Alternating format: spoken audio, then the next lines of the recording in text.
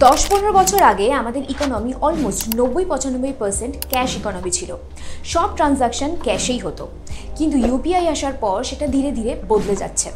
গত 4-5 বছরে এই ক্যাশের কম্পোনেন্ট 95 থেকে 70% এসে গেছে। সরকারের যদি বস চলে তো সে নেক্সট 5 বছরের মধ্যে এটা 30-40%এও এনে দেবে, কারণ ক্যাশ ট্রানজাকশানে অনেক ইস্যু আছে। এক তো ক্যাশ বানানো আর সেটা সার্কুলেট করা খুবই এক্সপেন্সিভ, তারপর ক্যাশের জন্য কারাপশনেরও অনেক বেশি চান্সেস থাকে, আর ক্যাশকে ট্র্যাক করাও খুবই মুশকিল। এই জন্য সরকার গত 2-3 বছর ধরে একটা লিমিটেড ক্যাশ ট্রানজাকশনের উপর ফাইন নেওয়া শুরু করে দিয়েছে। কিছু কেসে ফাইন লাগে আর কিছু কেসে ইনকাম ট্যাক্স থেকে সোজা নোটিশ চলে আসে। আর শুধু ক্যাশ ট্রানজাকশনের ক্ষেত্রেই নয়, income tax notice digital transaction যেরকম ইউপিআই, ক্রেডিট কার্ড ইত্যাদির উপরও আসতে পারে।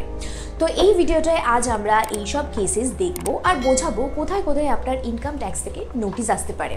সবার আগে দেখা যাক ক্যাশ ট্রানজাকশন। এটাতে দুটো কেসেস আসে, ক্যাশ ট্রানজাকশন সেভিংস অ্যাকাউন্টে নাকি কারেন্ট অ্যাকাউন্টে। প্রথমে দেখা যাক সেভিংস অ্যাকাউন্ট। সেভিংস অ্যাকাউন্টে দুটোরই ক্যাশ ডিপোজিট অ্যান্ড ক্যাশ উইথড্রলের লিমিট 10 লাখ, আর এই লিমিটটা হলো 1 বছরের, মানে 1 বছরে ম্যাক্সিমাম 10 লাখই ক্যাশ ডিপোজিট অর উইথড্র করতে পারেন। ধ্যান দেওয়ার মতো বিষয় এটা যে আপনি 1 বছরে এই 10 লাখের থেকেও বেশি ট্রানজাকশন সেভিংস অ্যাকাউন্টে করতে পারেন, কিন্তু প্রবলেম হলো যে আপনার এটার জন্য প্রপার প্রুফ হওয়া চাই। যদি বিনা প্রুফ ছাড়া করেন তাহলে ইনকাম ট্যাক্সের নোটিশ চলে আসবে আর পেনাল্টিও লাগবে। এবার কতটা লাগবে সেটা আমি একটু পরে বলছি। চলুন ধরে নিচ্ছি আপনার কাছে সব প্রুফ আছে যে আপনার ট্রানজাকশন একদম জেনুইন, কিন্তু তাও আপনাকে ক্যাশ উইথড্র করতে হচ্ছে। তো এটা করাতেও সরকার আলাদা করে টিডিএস লাগায়। সরকার কতটা টিডিএস কাটবে সেটা ডিপেন্ড করবে আপনি নিজের আইটিআর টাইমে ভরছেন কিনা। এটাকেও ঠিক করে বুঝে নিয়ে আসুন। যদি আপনি income tax Returns regularly file করেন আর ধরে নিন আপনি 1 বছরে 1.1 কোটির ক্যাশ নিজের অ্যাকাউন্ট থেকে উইথড্র করলেন, তাহলে আপনাকে শুধু সেই অ্যামাউন্টের উপর 2% টিডিএস দিতে লাগবে, যতটা 1 কোটির থেকে বেশি সেটার উপর। মানে এই কেসটায় 10 লাখের উপর 2% টিডিএস কাটবে, যেটা হলো 20,000। আর যদি আপনি রেগুলারলি আইটিআর ফাইল না করেন তাহলে তো অনেকটাই বেশি টিডিএস পে করতে লাগবে। ধরে নিন 1.1 কোটির ক্যাশ উইথড্র করলেন 1 বছরে, তো আপনাকে 20 লাখ থেকে 1 কোটি মানে 80 লাখের উপর 2% টিডিএস দিতে হবে, which is equal to 1.6 lakh. আর 1 কোটির থেকে বেশি যতটা অ্যামাউন্ট আছে, যেটা এই কেসে 10 লাখ, সেটার উপর সোজা 5% টিডিএস লাগবে, which is in this case 50,000। তো আপনাকে টোটাল 2.1 লাখের টিডিএস দিতেই লাগবে।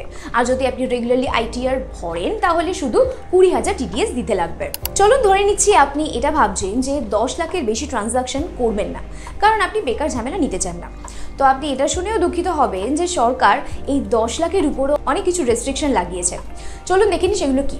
সবার আগে তো কোনো সিঙ্গেল ট্রানজাকশন 2 লাখের বেশি করতে পারবেন না, আর যদি করেনও তো সেটার প্রপার প্রুফ হওয়া চাই। কিন্তু এটাতেও যদি আপনি কোনো রিয়েল এস্টেটে ট্রানজাকশন করেন তাহলে সেটার ভিতরেও আপনি 20,000-এর থেকে বেশি ট্রানজাকশন করতে পারবেন না। আমাদের তো সবারই জানা থাকবে যে রিয়েল এস্টেটে কতটা পরিমাণে ব্ল্যাক মানি চলে। হার্ডলি কেউ নিজেদের প্রপার্টি অ্যাকচুয়াল প্রাইসে রেজিস্টার করে, সবসময়ই আসল প্রাইসের থেকে 50-60% কমে রেজিস্টার করে, যাতে ট্যাক্স কম দিতে লাগে। আর তাই সরকার 20,000-এর লিমিটটা বার করেছে। এটা ছাড়াও সরকার আরও দুটো রেস্ট্রিকশন লাগিয়েছে। যদি আপনি হেলথ ইন্স্যুরেন্সের প্রিমিয়াম ক্যাশ দিয়ে পে করেন তাহলে সেটা ট্যাক্স বেনিফিট পাবেন না, মানে সোজা 20-30%-এর লোকসান। লাস্ট রেস্ট্রিকশন হলো ডোনেশনের উপর। আগেন আমরা সবাই জানি যে এখানেও কতটা পরিমাণে ব্ল্যাক মানি চলে। ডোনেশনের ক্ষেত্রেও যদি আপনি 2,000-এর বেশি ক্যাশ দেন তাহলে সেটায় ট্যাক্স রিডাকশন পাবেন না। এই সব তো সেভিংস অ্যাকাউন্টের কেসে হয়ে গেল। তাহলে কি যদি আপনার কোনো বিজনেস থাকে আর আপনি কারেন্ট অ্যাকাউন্ট ইউজ করেন তো সেই ক্ষেত্রে কি লিমিটস রয়েছে? তো সেই ক্ষেত্রে 1 বছরে 50 লাখ অবধি ডিপোজিট অ্যান্ড উইথড্র করতে পারেন। আর যেরকম কি আমরা একটু আগেই বললাম, সেভিংস অ্যাকাউন্টের ক্ষেত্রে এই লিমিটটা মাত্র 10 লাখ। এইবার ভাই বিজনেসে তো রোজ ক্যাশের লেনদেন চলতেই থাকে, এবার সরকার এটার উপর এত বেশি লিমিট লাগিয়েছে। গভর্নমেন্টের মতে যদি আপনি একদিনে 10,000-এর বেশি ক্যাশ ট্রানজাকশন করেন তো সেই খরচাটা আপনি আপনার ট্যাক্সেবল ইনকাম থেকে ডিডাক্ট করতে পারবেন না, সেটা অ্যালাউড না। যদি আপনি ট্যাক্সেবল ইনকাম থেকে ডিডাক্ট না করতে পারেন তাহলে আপনার প্রফিট বেশি দেখাবে আর আপনাকে বেশি ট্যাক্স পে করতে হবে।